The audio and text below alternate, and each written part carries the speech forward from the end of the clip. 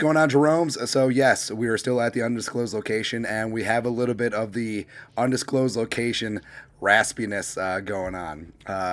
Not really a sickness, it's just more of the, I sound like Sam Elliott, guts, glory, ram. Part of it is also carryover from shouting at Hairball last week.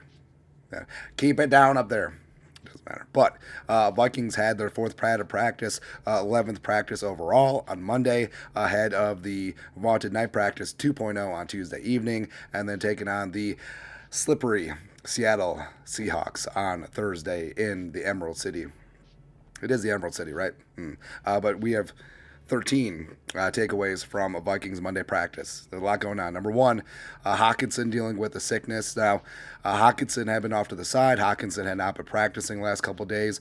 Kevin O'Connell says he's dealing with a sickness or an illness, which I don't know, it's better than a minor injury. And also, hey, he's dealing with a sickness. I want to get paid itis. Extend me itis.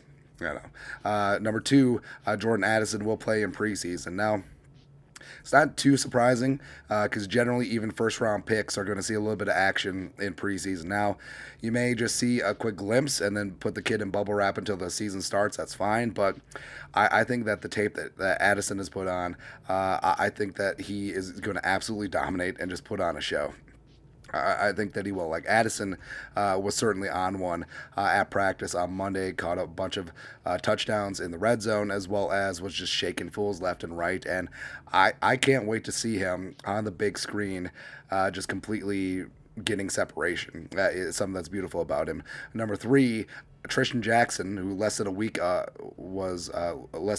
was carted off with what looked to be a serious knee injury. He's off on the sideline doing work with the trainers.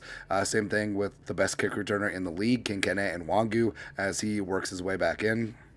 Number four, so Kirk O'Chains threw a couple of picks, and we'll get to that. But Kirk dropped some dimes, man, like some frozen rope piss missiles, some great throws to KJ and JJ and Addison, etc. And I mean, it's the song remains the same.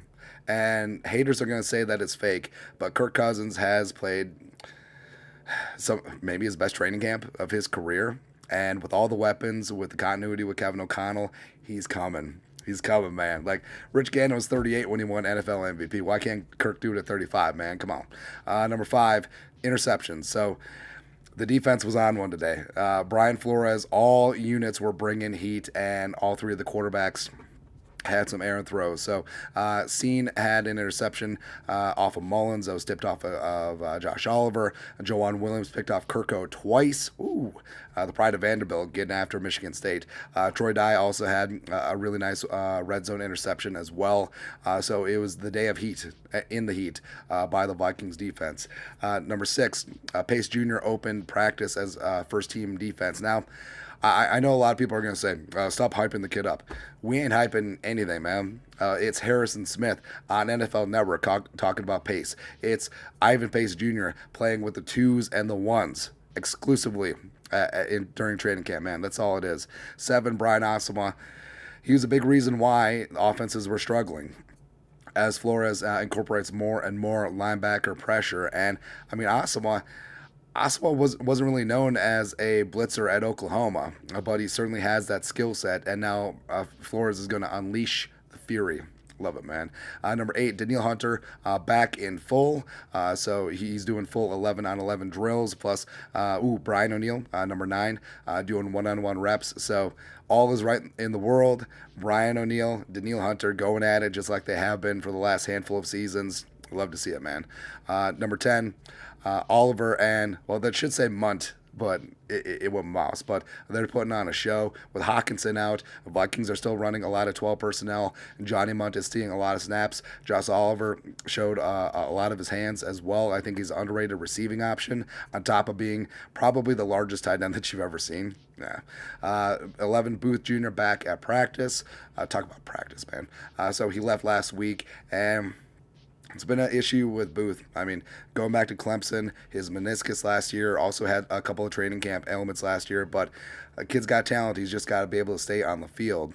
Number 12, speaking of getting on the field recently, Andre Carr II was recently activated off the pup, and he's already starting to make his presence known, getting some pressure, getting some heat, and like I said, it's going to take time for him to develop into an NFL caliber body, but he can get his own pass rush. He's got great bend off the edge. He just has natural quarterback instincts. And as he fills out, does better against the run, and adds some more moves to his pass rush repertoire, I think that this kid is going to be really interesting, and he can contribute right away.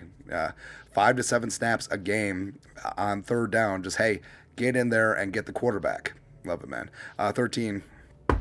So, knocking down all the wood. Good vibes.